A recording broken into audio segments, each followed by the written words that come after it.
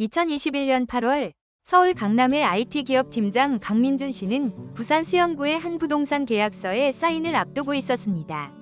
그의 눈앞에 아른거리던 것은 2020년에 준공된 971세대 규모의 신축 단지 광안 마리나 팰리스였습니다. 영원할 것 같던 저금리 시대와 해안가 신축은 불패라는 시장의 믿음 속에서 지금이 아니면 영원히 기회를 놓친다는 조급함이 그의 등을 떠밀었습니다. 당시 시장은 불타오르고 있었습니다. 바로 그달 해당 아파트 23층 매물이 14억 4,500만 원이라는 신고가를 경신하며 똘똘한 한 채에 대한 열망이 어디까지인지를 증명하고 있었습니다. 민준 씨는 자신의 전 재산과 한개에 가까운 대출을 끌어모아 이 불패 신화의 마지막 열차에 올라탔습니다. 그의 인생을 바꿔줄 황금 동아줄이라 믿으면서 말이죠. 하지만 그 꿈은 오래가지 못했습니다. 거대한 유동성 파티는 금리 인상이라는 날카로운 비명과 함께 끝났고 시장은 순식간에 얼어붙었습니다. 그리고 불과 2년 8개월 뒤인 2024년 4월 그의 꿈이었던 아파트 저층 매물은 6억 7천만 원에 거래되며 최고가 대비 무려 53.6%의 하락률을 기록합니다. 14억 원이 넘던 자산 가치에서 7억 7천만 원 이상이 허공으로 사라져버린 것입니다. 강민준 씨의 이야기는 단순히 한 개인의 성급한 투자 실패담을 넘어 안정적 수급과 검증된 수요 이면에 숨어있던 개발 계획의 불확실성이라는 리스크가 현실화된 우리 모두의 이야기일 수 있습니다. 오늘 우리는 한 남자의 비극을 통해 부산 수영구 부동산 시장의 빛과 그림자를 깊숙이 들여다보려 합니다. 수영구가 속한 부산광역시 전체 시장의 거시적 흐름부터 짚어보겠습니다.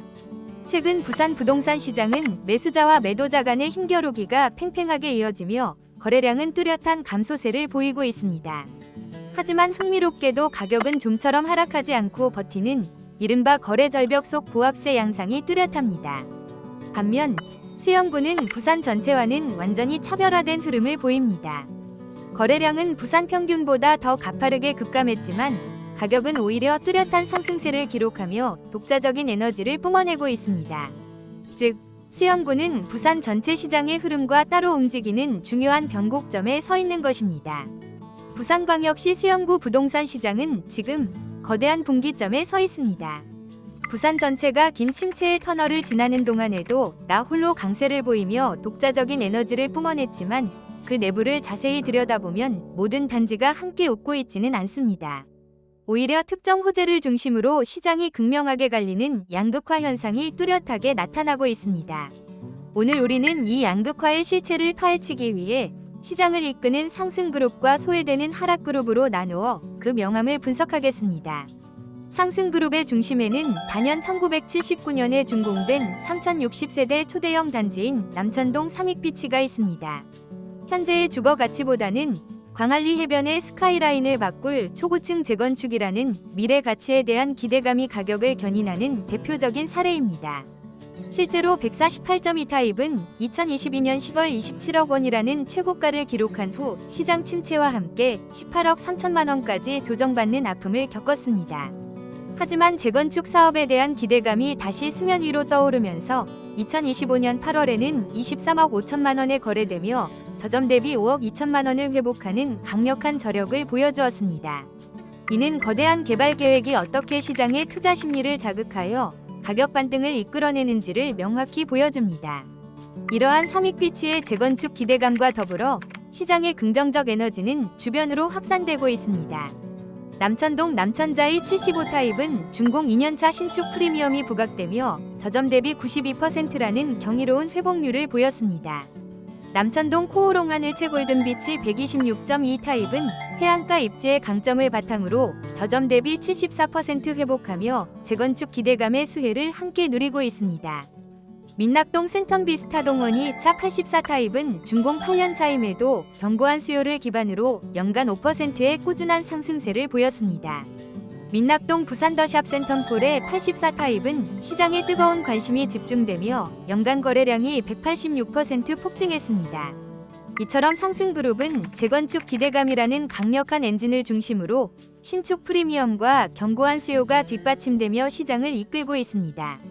반면 시장의 온기가 미처 닿지 못하는 곳도 있습니다. 하락그룹의 대표적인 사례는 1991년에 준공된 672세대 단지인 망미동 삼성 아파트입니다. 수영구 내에서도 상대적으로 개발 기대감이 낮은 지역에 위치하며 시장의 관심에서 멀어지는 모습을 보입니다.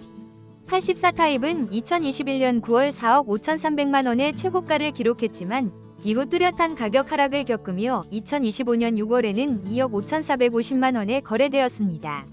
이는 최고가 대비 약 44% 낮은 수준이며 연간 거래량마저 7건에서 3건으로 57% 급감하며 투자 심리가 얼어붙었음을 보여줍니다. 이는 별다른 개발 계획이 부재한 상황에서 노후화가 진행될 경우 시장의 외면을 받으며 자산 가치가 하락할 수 있다는 점을 시사합니다. 이러한 현상은 망미동 삼성에만 국한되지 않습니다. 광안동 SK뷰 134.7 타입은 최고가 대비 19% 하락하며 가격 방어에 어려움을 겪고 있습니다. 광안동 광안자이 59 타입은 준공 5년차 준신축임에도 최고가 대비 21% 하락했습니다. 민낙동 롯데캐슬자이언트 170 타입과 남천동 뉴비치 123.2 타입 역시 거래 동력이 약화되는 등 우려 신호가 포착되었습니다. 결론적으로 수영구 시장은 미래 개발 계획이라는 거대한 필터를 통해 옥석이 가려지는 과정에 있습니다. 기대감이 있는 곳으로는 자금이 몰리며 가격이 회복되는 반면 그렇지 않은 곳은 시장 침체의 그늘에서 벗어나지 못하는 양극화가 심화되고 있는 것입니다. 수영구의 미래를 이끌 첫 번째 성장 동력은 바로 남천동 일대 대규모 재건축 사업입니다. 이 계획의 핵심 비전은 남천이 구역, 즉 삼익비치타운과 같은 노후 단지를 최고급 주거단지로 탈바꿈시켜 광안리 해변의 스카이라인을 재편하고 수영구의 위상을 한 단계 격상시키는 데 있습니다. 이 사업이 성공적으로 실현된다면 수영구는 부산을 대표하는 명실상부한 최상급 주거지로 자리매김하게 될 것입니다. 하지만 이 거대한 계획은 지금 중대한 현실의 벽에 부딪혔습니다. 가장 큰 걸림돌은 바로 천정부지로 치솟은 공사비입니다. 당초 99층 초고층 랜드마크로 기대를 모았던 설계안은 조합원 1인당 분담금이 9억 원에 육박할 수 있다는 부담감 때문에 사실상 무산되었습니다. 현재 이 사업은 2022년 사업 시행인가를 받았지만 기존 세대수를 유지하는 1대1 재건축으로 방향을 선회하면서 내부 갈등과 사업 장기화의 가능성이라는 리스크를 안게 되었습니다. 발표된 청사진과 실현될 현실 사이의 간극을 명확히 보여주는 사례입니다. 두 번째 핵심 동력은 광안, 민낙동 재개발 및 해변 활성화 사업입니다. 이 계획의 핵심은 노후화된 주거지를 개선하는 재개발 사업과 광안리 해변의 가치를 높이는 공공개발을 연계하여 시너지를 창출하는 것입니다. 구체적으로는 밀라기 구역이 959세대, 광안 3구역이 1085세대 규모의 대단지 아파트로 변모할 예정입니다. 동시에 광안리 해변은 차량 속도를 줄이는 S자 차선이나 스카이워크 등을 설치해 보행 친화적인 관광 명소로 재정비될 구상을 하고 있습니다. 이 계획이 성공한다면 쾌적한 주거 환경과 매력적인 관광 인프라가 결합된 독보적인 가치를 창출하게 될 것입니다. 물론 여기에도 현실적인 제약은 존재합니다. 재개발 사업은 공사비 변동성이라는 리스크를 안고 있으며 약 400억 원의 막대한 예산이 필요한 해변 활성화 사업은 아직 예산 확보가 불확실한 계획 수립 단계에 머물러 있습니다.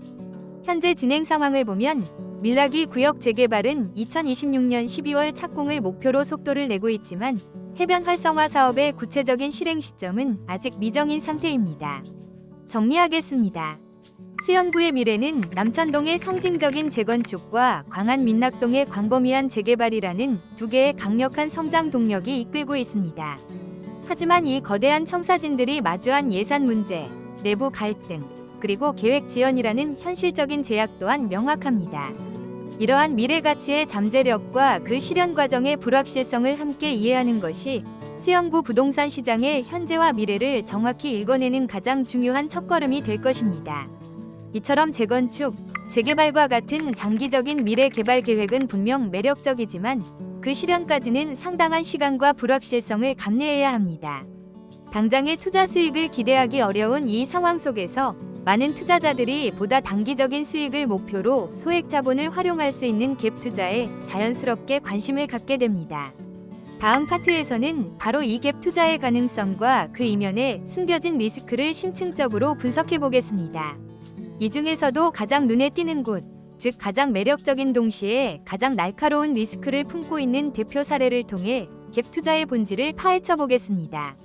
2015년에 준공된 298세대 규모의 광안동 힐탑 더블시티 50타입은 현재 수영구 갭 투자 시장의 모든 것을 상징적으로 보여주는 단지입니다. 먼저 기회의 측면입니다. 최근 1년간 데이터를 분석한 결과 평균 매매가는 1억 8,180만 원, 평균 전세가는 1억 6,060만 원으로 전세가율이 무려 88.3%에 달합니다. 이를 바탕으로 계산한 실투자금은 약 2,120만 원에 불과합니다. 웬만한 자동차 한 대 값으로 부산의 핵심 주거지인 수영구에 내 집을 마련할 수 있다는 점은 분명 뿌리치기 힘든 유혹입니다. 이 눈부신 기회의 이면에는 치명적인 리스크가 숨어 있습니다. 바로 역전세의 함정입니다. 만약 시장 상황이 변해 전세가가 15%만 하락해도 전세가는 약 1억 3,650만 원이 됩니다. 이 경우 투자자는 기존 세입자에게 돌려줄 보증금 차액인 약 2,410만 원을 추가로 마련해야 합니다. 이는 최초 투자금보다 더 큰 현금이 급하게 필요해지는 최악의 시나리오입니다. 이처럼 힐탑 더블시티는 소액 투자의 기회와 역전세 리스크라는 두 얼굴을 동시에 가진 야누스와도 같습니다. 물론 수영구에는 다양한 선택지가 존재합니다. 광안동 유림주상복합 35타입은 실투자금 약 2,608만 원으로 전세가율은 73.4%입니다. 남천동 엑슬루타워 120타입은 실투자금 약 2억 933만 원으로 전세가율 73%를 보입니다. 이 단지들 역시 각자의 투자금 규모와 전세가율 수준에 따라 힐탑 더블시티와 동일한 구조의 기회와 리스크를 안고 있습니다. 따라서 갭 투자는 단순히 적은 돈으로 집을 산다는 개념을 넘어 전세가 하락 리스크를 감당할 수 있는 자금 동원 능력까지 포함하여 신중하게 접근해야 하는 고난도 투자 전략임을 반드시 기억해야 합니다. 지금까지 우리는 수영구 시장의 양극화 현상, 미래 개발 계획의 불확실성, 그리고 갭 투자의 명과 암까지 다각도로 살펴보았습니다. 이렇게 복잡하게 얽힌 시장 상황 속에서 섣부른 판단은 큰 위험으로 이어질 수 있습니다. 그렇다면 이 모든 분석을 종합하여 우리 투자자들이 혼란스러운 시장의 파도를 헤쳐나가기 위해 반드시 붙잡아야 할 최종적인 투자 원칙은 무엇일까요? 이렇게 복잡하게 얽혀있는 부산 수영구 부동산 시장 속에서 우리 투자자들은 어떤 원칙을 가지고 투자의 방향을 잡아야 할까요? 지금부터 저희의 심층 분석을 바탕으로 수영구 투자자가 반드시 기억해야 할 최종 전략 원칙 4가지를 말씀드리겠습니다. 첫째, 완성된 현재 가치와 정책에 흔들리는 미래 가치를 구분해야 합니다. 수영구의 가치는 이미 완성된 해안 조망권 같은 현재 가치와 아직 실현되지 않은 재건축 같은 미래 가치가 혼재되어 있습니다. 남천동 재건축 같은 미래 가치는 6.27 대책처럼 세금이 아닌 대출을 직접 조이는 방식의 규제에 훨씬 취약합니다. 과거에는 세금을 감수하고 투자가 가능했지만 이제는 다주택자의 추가 대출 자체가 원천 금지되는 방향으로 정책 패러다임이 바뀌고 있기 때문입니다. 따라서 재건축 투자 시 향후 규제가 확대되더라도 대출 없이 사업 분담금을 감당할 수 있는지 보수적으로 자금 계획을 세워야 합니다. 둘째, 규제의 현재와 미래를 냉철히 구분해야 합니다. 수많은 개발 계획들이 발표 이후 상당한 지연과 변경을 겪는다는 점을 명심해야 합니다. 현재 부산 수영구는 6.27 대책의 직접 규제 지역이 아닙니다. 이 대책의 핵심인 전입 의무부과는 지금 수도권에만 적용되고 있습니다. 바로 이 점 때문에 수영구에서 갭 투자가 가능한 것이지만 이는 언제든 사라질 수 있는 한시적 기회일 뿐입니다. 정부가 수도권 시장을 안정시킨 후 풍선 효과가 나타난 지방시장으로 규제를 확대하는 것은 예상 가능한 수순입니다. 따라서 지금 갭 투자를 고려한다면 2년 뒤 내가 집을 팔 시점에도 이 지역이 비규제 지역으로 남아있을 것인가라는 질문에 답할 수 있어야 합니다. 셋째, 진입하려는 하위 시장의 핵심 동력과 정책 리스크를 명확히 이해해야 합니다. 수영구는 단일 시장이 아니면 각 시장은 서로 다른 정책에 의해 운명이 갈릴 수 있습니다. 만약 당신이 재건축 기대감 시장에 투자한다면 투기과열지구 내 재건축 조합원 지위 양도를 금지시켜 시장 거래를 멈춰 세웠던 파리 대책을 기억해야 합니다. 해안 조망권 고급 주거 시장을 보고 있다면 고가주택과 다주택자를 겨냥한 세금 규제가 가장 큰 리스크입니다. 9.13 대책 당시 종합부동산세율을 대폭 인상하자 시장이 급격히 냉각되었던 전례가 이를 증명합니다. 반면 교통 중심의 실용주거시장은 서민들의 구매력에 직접 영향을 주는 대출 정책에 가장 민감하다는 점을 이해하고 접근해야 합니다. 넷째, 2025년부터 현실화될 공급 절벽의 파급 효과를 주시해야 합니다. 부산시 전체의 신규 공급 부족은 수영구 전세 가격을 밀어올리는 핵심 변수가 될 것입니다. 이때 우리는 임대차 3법의 교훈을 되새겨야 합니다. 임차인 보호 목적의 이 법안이 결과적으로 전세 매물 급감을 초래하며 전국적인 전세가 폭등을 야기했습니다.